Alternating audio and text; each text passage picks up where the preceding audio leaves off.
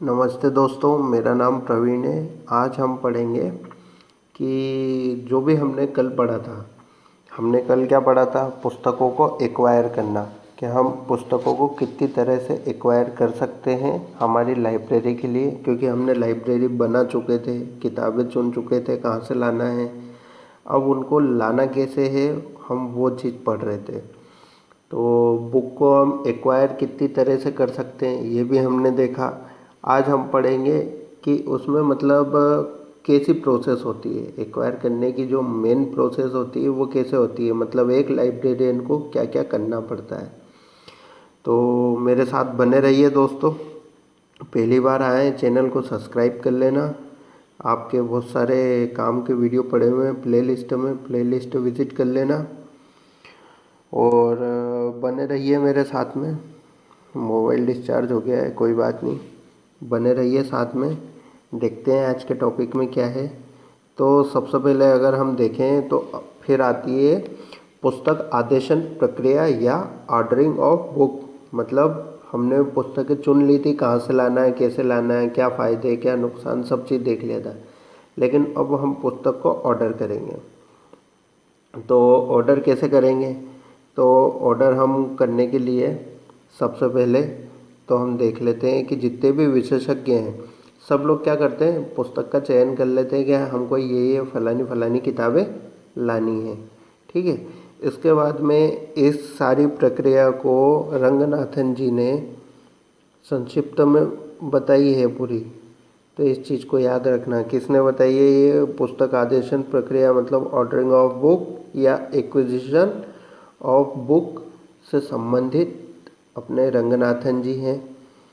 तो इनके अनुसार क्या होता है कि विशेषज्ञ ने पुस्तक चुन ली कि साहब ये वाली पुस्तक मंगानी है, तो उसका एक पूरा कार्ड बनेगा। कार्ड मतलब कि पुस्तक का पूरा नाम लिखा जाएगा, क्रमांक लिखा जाएगा, टाइटल लिखा जाएगा, कब पब्लिश हुई ये लिखा जाएगा, उसकी टोटल जो भी समरी रहेगी, जो भी मुख्य मुख्य बातें रहेगी वो सब लिखी जाएगी। तो ऐसे कार्ड को सबसे पहले छांटना पड़ता है सब्जेक्ट वाइज, कि जैसे कि सब्जेक्ट अलग अलग सब्जेक्ट हैं। याद रखना, हम किताबें ले रहे हैं हमारे घर के लिए नहीं ले रहे हैं, पुस्तकालय के लिए ले रहे हैं। तो पुस्तकालय में बहुत सारे सब्जेक्ट होते हैं और हर सब्जेक्ट में अलग अलग राइटर होते हैं, अलग अलग बुक होती है और अलग अलग टाइटल होते हैं। तो उन चीज़ों को ध्यान में रखते हुए सारे कार्ड बनाए जाते हैं, फिर उनको छांटा जाता है। अब उन कार्ड उनकी क्या करते हैं, अंतिम चेकिंग करते हैं। लास्ट बार उनको अच्छे से देख लेते हैं, सब्जेक्ट वाइज व्यवस्थित कर लेते हैं और इसके ऊपर जो भी हम ऑर्डर वगैरह देना है वो सब दे दुआ देते हैं। तो ये हो गया साहब कि हमने कार्ड चेक कर लिए। फिर इसके बाद में हम चेकिंग करते हैं नियतन पंजी। बोले तो एक डायरी होती है, मैंने आपको बताया था, एक्विजिशन रजिस्टर्ड। तो उसके अंदर क्या होता है कि हम सारी लिस्ट लिखते हैं। इसमें क्या बजट, लास्ट वीडियो अगर आपने नहीं देखा है तो देख लीजिएगा। तो इसमें क्या हम बजट का आवंटन करते हैं, किताबें कैसी क्या लानी है, तो उसके अंदर जो भी लिस्ट होती है हम उनको देख लेते हैं। और अगर हमारे बजट से ज़्यादा हो रही है तो उन लिस्ट के आगे जो भी किताब रहती है उसके नाम के आगे हम एफ लगा देते हैं, मतलब इसको हम फ्यूचर में मंगाएंगे, अभी नहीं मंगा रहे। फिर आता है अंतिम ऑर्डर तैयार करना। तो अंतिम ऑर्डर के लिए क्या है कि जो हमने कार्ड यहाँ पे बनाए थे सब्जेक्ट वाइज, उन कार्ड की हम 3 से 4 प्रतियाँ बनाते हैं, 34 प्रति नहीं, 3-4 प्रति बनाते हैं, 3 से 4 प्रति बनाते हैं। तो इन 3 से 4 प्रतियों का क्या करते हैं कि अलग अलग जितने भी पुस्तकालय रहते हैं, मतलब सॉरी पुस्तकालय नहीं, मतलब पुस्तक विक्रेता जितने भी रहते हैं उनके पास में भेजते हैं।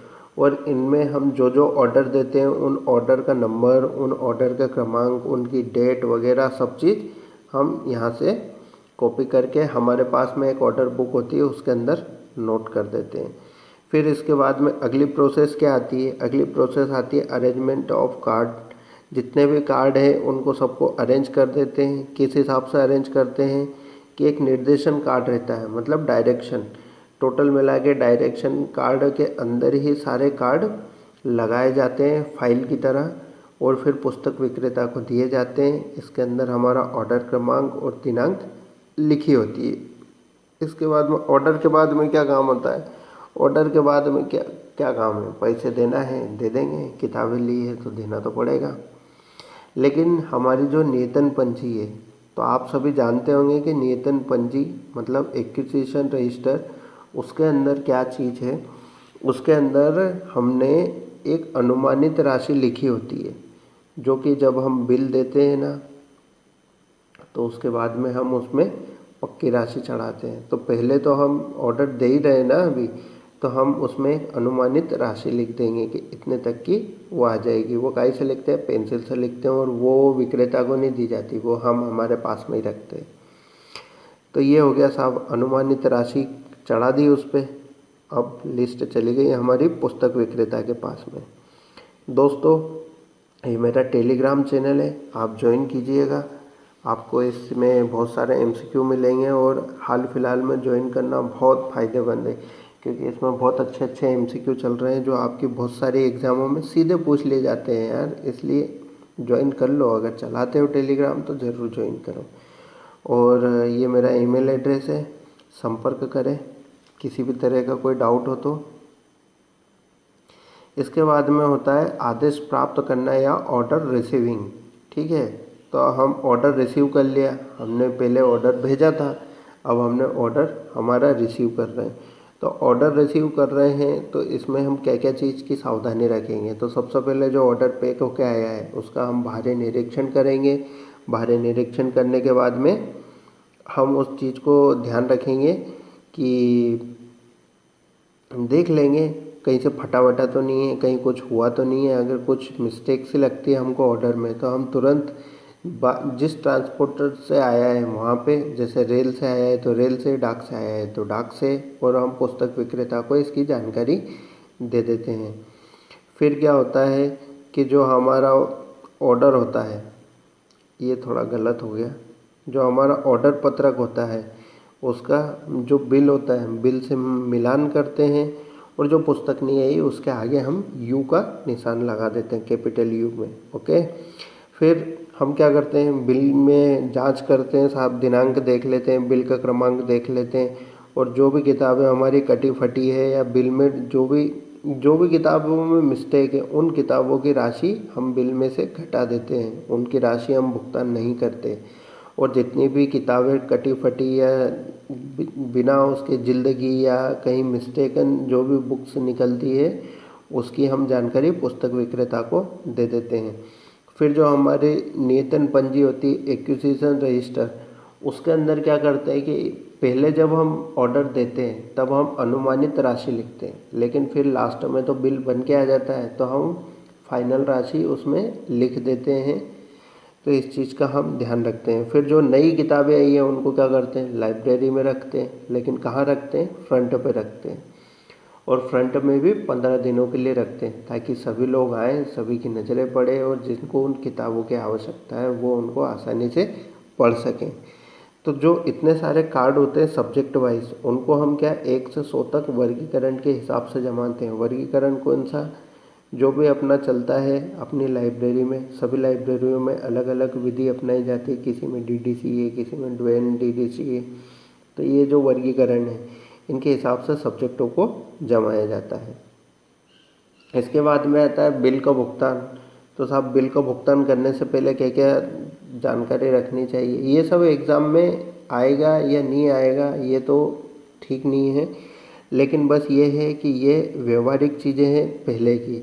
जो इससे पहले जो पुस्तक हमने देखा था कि पुस्तक को ऑर्डर कैसे करते हैं, उसमें जो रंगनाथन जी का जिक्र था, उसमें से ज़रूर आपका एग्ज़ाम में आ सकता है, वो कथन दे सकते हैं। और एक इस वीडियो के लास्ट में एक स्लाइड है, आप उस पर देख लेना, उसमें से ज़रूर एग्ज़ाम में आ सकता है। सीधा सीधा आएगा कि रंगनाथन जी के अनुसार क्या चीज़ गलत थी, तो जो चीज़ गलत थी वो हम आगे चर्चा करेंगे।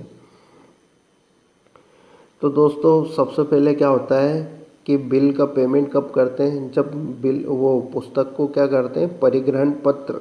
परिग्रहण पत्र मतलब असेशन। ठीक है, तो जो असेसनिंग होती है, तो असेशन लिस्ट जो होती है उसके ऊपर जब हम चढ़ा देते हैं तो वो टोटल मिला के बिल का भुगतान उसके बाद में ही किया जाता है।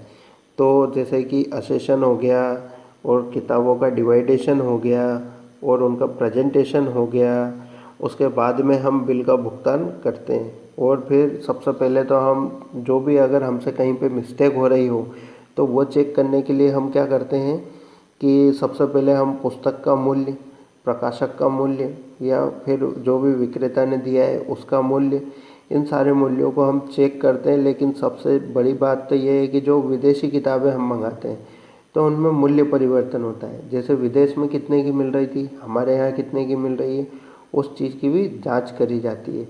फिर आता है छूट का परीक्षण। छूट का नहीं, छूट का है। तो जितनी भी छूट मिलती है हमको, वो सब हम मेन जो भी डिस्काउंट मिलता है उसको घटाने के बाद में फिर हमारा जो भी फाइनल पेमेंट बनता है हम उसको देते हैं। और जितनी भी त्रुटिपूर्ण किताबें रहती हैं उनको बिल में जोड़ा नहीं जाता, ध्यान रखना।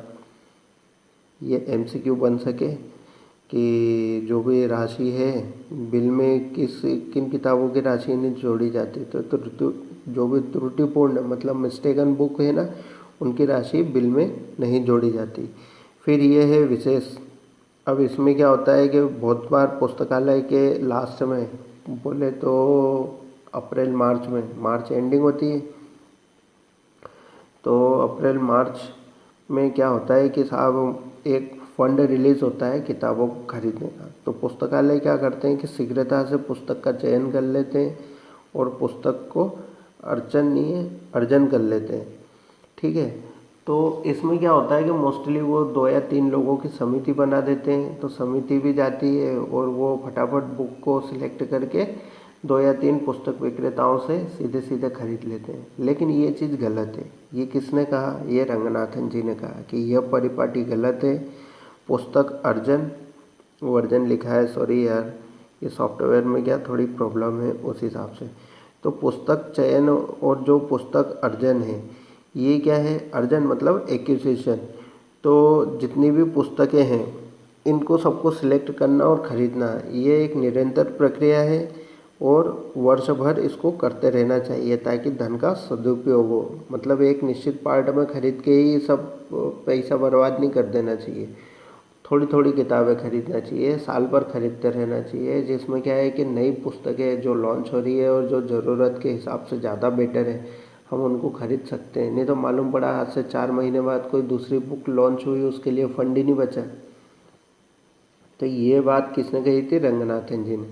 तो दोस्तों आज के लिए इतना ही, फिर हम आगे मिलेंगे। तो जब तक के लिए धन्यवाद।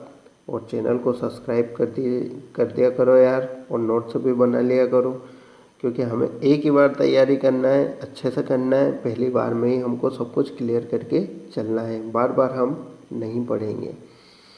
इसलिए एक बार पढ़ेंगे, अच्छे से पढ़ेंगे। तो आज के लिए इतना ही। धन्यवाद। जय हिंद, जय भारत।